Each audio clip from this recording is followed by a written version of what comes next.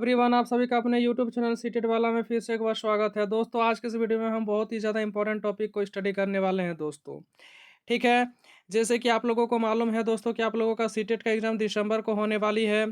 तो उसके लिए ये वीडियो बहुत ही ज़्यादा इंपॉर्टेंट होने वाली है दोस्तों। तो चलिए दोस्तों, वीडियो को शुरू करें। और वीडियो को शुरू करने से पहले यदि हम आप लोग हमारे इस चैनल पर नए हैं तो हमारे चैनल को लाइक कीजिएगा, सब्सक्राइब कीजिएगा और अपने दोस्तों के साथ इसे ज़्यादा से ज़्यादा शेयर कीजिएगा।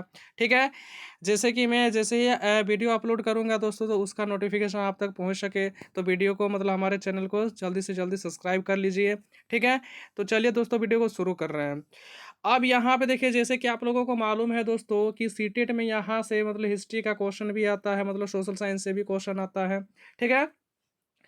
मैं यहाँ पर जो भी लेकर के आया हूँ दोस्तों, बस आप इतना कर लीजिए। आपको हिस्ट्री मतलब सोशल साइंस में आपको ज़्यादा कुछ नहीं करना होगा। जितना मैं करा रहा हूँ दोस्तों, उतना कर लीजिए, काफ़ी है सोशल साइंस के लिए। ठीक है। यानी सीटेट के एग्ज़ाम के लिए आपका काफ़ी है।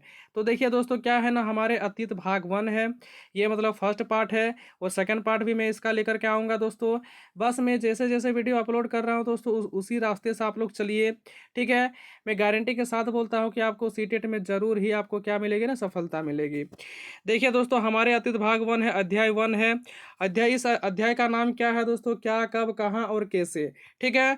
देखिए, इसमें हमें सबसे फर्स्ट पॉइंट में क्या जानना है दोस्तों? सबसे फर्स्ट पॉइंट में जानना है कि आज से लगभग 8000 वर्ष पूर्व मानव ने सबसे पहले गेहूं और जौ की फसल को उपजाना शुरू किया था। ये पॉइंट बड़ा ही इंपॉर्टेंट है दोस्तों। आज से लगभग कितने वर्ष पूर्व दोस्तों? 8000 वर्ष पूर्व मानव ने सबसे पहले कौन सी फसल को उपजाना शुरू किया था? तो गेहूं और जौ को। यहाँ से बड़ा ही अच्छा क्वेश्चन आ सकता है दोस्तों। ये पॉइंट बहुत ही इंपॉर्टेंट है दोस्तों, एग्जाम के पॉइंट ऑफ व्यू से। आगे देखिए। अब यहाँ पे देखिए दोस्तों कि जहाँ सबसे पहले चावल उपजाया गया था, अब उस स्थान पे जहाँ पे सबसे पहले चावल उपजाया गया था, उसको किस नाम से जाना जाता है दोस्तों? देखिए, विंध्य के उत्तर में स्थित है। वो कहाँ पर है दोस्तों? ना, विंध्य के उत्तर दिशा में स्थित है दोस्तों। आगे देखिए, सहायक नदियाँ उन्हें कहते हैं। अब यहाँ बात आ गई ना, सहायक नदियाँ उन्हें कहते हैं जो एक बड़ी नदी में मिल जाती है। सहायक नदी क्या करती है दोस्तों? ना, बड़ी नदी में क्या होता है, जाकर के मिल जाता है। आगे देखिए, आगे यहाँ पे क्या है कि गंगा व इसकी सहायक नदियाँ के किनारे में नगरों का विकास लगभग कब हुआ था ना दोस्तों? ना, 2500 वर्ष पूर्व हुआ था। यानी 2500 ईसा पूर्व हुआ था। ये भी पॉइंट बड़ा ही इंपॉर्टेंट है दोस्तों कि गंगा नदी और इसकी सहायक नदी के किनारे में नगरों का विकास कब हुआ था दोस्तों? ना, 2500 ईसा पूर्व हुआ था। ठीक है। आगे देखिए, नर्मदा नदी। यहाँ पे बोला गया है दोस्तों कि नर्मदा नदी के किनारे लोग जानवरों का आखेट करते थे। यानी ने नर्मदा नदी के किनारे जो है लोग जानवरों का आखेट करते थे। आखेट का मतलब क्या होता है दोस्तों? ना, शिकार किया करते थे। ठीक है। आगे बढ़ रहे हैं दोस्तों। देखिए कि गंगा के दक्षिण में इन नदियों के आसपास का क्षेत्र प्राचीन काल में मगध नाम से जाना जाता था। अब यहाँ पे क्या बोला गया है, जरा देखिए दोस्तों, गौर से सुनिएगा कि गंगा के दक्षिण में, ठीक है, जहाँ पे गंगा नदी है दोस्तों, उसकी दक्षिण दिशा में इन नदियों के आसपास का क्षेत्र जो होता था दोस्तों, आसपास का क्षेत्र को प्राचीन में मतलब आज से 100 साल पहले, 200 साल पहले उसको किस नाम से जाना जाता था दोस्तों? मगध के नाम से जाना जाता था। ठीक है। आगे देखो, यात्राओं से लोगों को एक दूसरे के विचारों को जानने का अवसर मिलता था। अब लोगों का उस समय पे क्या होता था दोस्तों? यानी इतिहास ही है। इतिहास का मतलब होता है दोस्तों, इति मतलब बीती और हास मतलब कहानी। ठीक है। मतलब बीता हुआ कहानी के बारे में स्टडी करना, उसी को क्या बोलते हैं? इतिहास बोलते हैं। देखें यहाँ पे, जैसे एक लोग जो है, एक व्यक्ति दूसरे व्यक्ति का अगर विचार को जानना है तो क्या करता था दोस्तों? उसके साथ एक स्थान से दूसरे स्थान तक मतलब लंबे यात्राओं में जाता था। ठीक है। तो ये वही पॉइंट है। आगे देखिए दोस्तों, आगे क्या है कि इंडिया शब्द जो है किससे निकला है? ये भी क्वेश्चन बड़ा ही अच्छा क्वेश्चन बनेगा दोस्तों यहाँ से, कि इंडिया शब्द जो है इंडस से निकला है। किससे दोस्तों? ने इंडस से निकला है, जिसे संस्कृत में सिंधु कहा जाता है। जिसे संस्कृत में क्या कहा जाता है दोस्तों? सिंधु कहा जाता है। ठीक है। आगे देखो, आगे क्या है दोस्तों, जरा देखिए कि आज से लगभग 2500 वर्ष पूर्व उत्तर पश्चिम की ओर से आने वाले यूरानियों और यूनानियों ने सिंधु को हिंदोस अथवा इंदोस और इस नदी के पूर्व में भूमि प्रदेश को इंडिया कहा है। अब ये क्वेश्चन बड़ा ही अच्छा है और ये पॉइंट भी बहुत ही अच्छा है कि आज से लगभग कितने ईसा पूर्व दोस्तों? ना, 2500 वर्ष पूर्व उत्तर पश्चिम से, उत्तर पश्चिम की ओर से मतलब उत्तर दिशा से पश्चिम दिशा से आने वाले ईरानियों, कौन से लोग दोस्तों ना, ईरानियों, ठीक है। और यूनानियों ने सिंधु को किस नाम से जाना दोस्तों ना, सिंधु को बोला है कि हिंदोस या फिर इंदोस, ठीक है। और उसके बाद की सिंधु नदी यानी इस नदी के पूर्व में स्थित भूमि, और इस नदी कौन सा नदी दोस्तों ना, सिंधु, ठीक है। कि कौन सा नदी, सिंधु नदी के पूर्व में स्थित जो कि प्रदेश है, जो भूमि है, उसको क्या कहा है दोस्तों ने, उसको कहा है इंडिया, ठीक है। आगे देखिए, आगे क्या है कि भारत नाम का प्रयोग उत्तर पश्चिम में रहने वाले लोगों के एक समूह के लिए किया जाता था।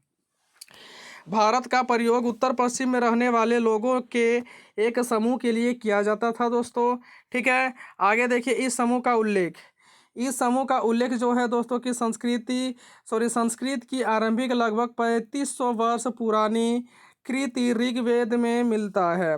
मतलब यहाँ पे ऋग्वेद में इसका उल्लेख किया गया है कि जिस समूह ने या फिर जिस समूह को भारत के नाम से जाना जाता था, उसका उल्लेख कम से कम कब किया गया दोस्तों ने, 3500 वर्ष पुरानी है। और इसका जो वर्णन है कहाँ पर मिलता है दोस्तों ने, ऋग्वेद में मिलता है। आगे देखो, पुस्तक के हाथ से लिखी होने के कारण पांडुलिपि कही जाती है।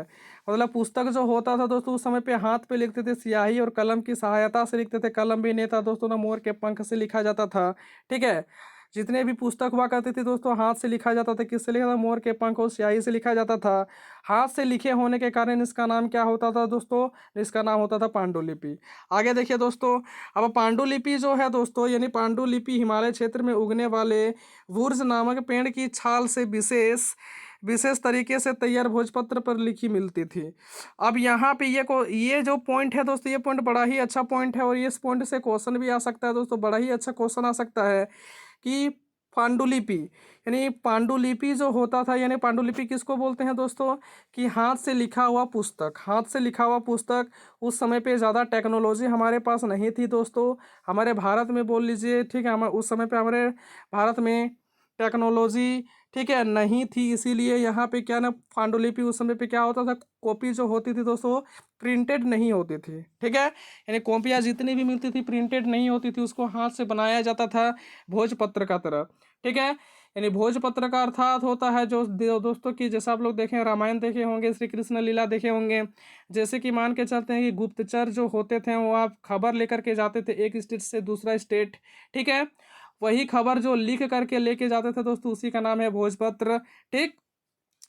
यानी पांडुलिपि हिमालय क्षेत्र में उगने वाले वुर्ज नामक पेड़ की छाल से विशेष तरीके से भोजपत्र पर लिखा जाता था।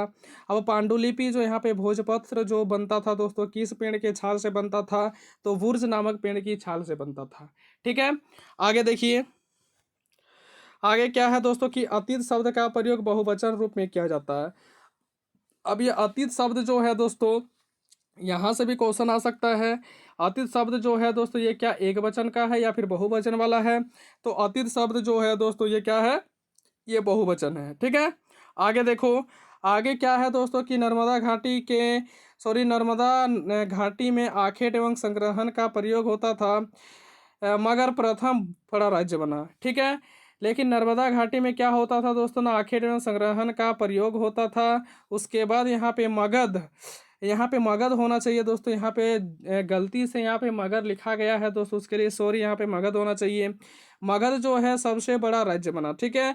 मगध जो है प्रथम सबसे बड़ा राज्य बना था। आगे देखो, आगे क्या है दोस्तों कि गारो, आगे क्या है कि गारो पहाड़ियों ने सर्वप्रथम आरंभिक कृषि प्रारंभ किया। तो किस पहाड़ी के लोगों ने दोस्तों ने, गारो पहाड़ी ने सर्वप्रथम आरंभिक कृषि का आरंभ किया था, मतलब शुरुआत किया था। आगे देखिए, कृषि का आरंभ 8,000 ईसा पूर्व पहले आरंभ हुआ था। कब हुआ था दोस्तों ने, कृषि का प्रारंभ 8,000 ईसा पूर्व, यानी 8,000 वर्ष पहले हुआ था। जैसे कि मैंने फर्स्ट पॉइंट में बताया कि 8,000 वर्ष पूर्व सबसे पहले गेहूं और जौ की खेती हुआ करता था, ठीक है। जिसको कौन से लोग क्या करते थे दोस्तों ने, पहाड़िया लोग, ठीक है। आगे देखिए, सिंधु सभ्यता के प्रथम नगर, यानी सिंधु सभ्यता के प्रथम नगर जो है दोस्तों की 4700 वर्ष पूर्व क्या हुआ ना, प्रतिपादित हुआ था। सिंधु सभ्यता के प्रथम नगर जो था दोस्तों, उसका जो खोज हुआ था वो कब हुआ था दोस्तों ना, 4700 वर्ष पूर्व हुआ था। ठीक है, आगे देखो, आगे क्या है कि गंगा घाटी के नगर मगध का सबसे बड़ा राज्य 2500 वर्ष पूर्व हुआ। मतलब गंगा नदी, सॉरी, गंगा घाटी के नगर मगध का जो सबसे बड़ा राज्य है दोस्तों, उसका जो आविष्कार हुआ, उसका जो खोज हुआ, वो कब हुआ था दोस्तों ना, 2500 वर्ष पूर्व हुआ था। आगे देखिए, ठीक है। तो यहाँ देखिए दोस्तों, ये था हमारा फर्स्ट पार्ट में, सेकंड पार्ट इसका जरूर लेकर के आऊँगा दोस्तों। तो चलिए दोस्तों, आज के इस वीडियो में हम लोग इतना ही डिस्कस कर रहे हैं दोस्तों। मिलते हैं नेक्स्ट वीडियो पर, तब तक के लिए आप लोगों का बहुत बहुत धन्यवाद वीडियो को अंत तक देखने के लिए दोस्तों। और अंत में दोस्तों, जय हिंद।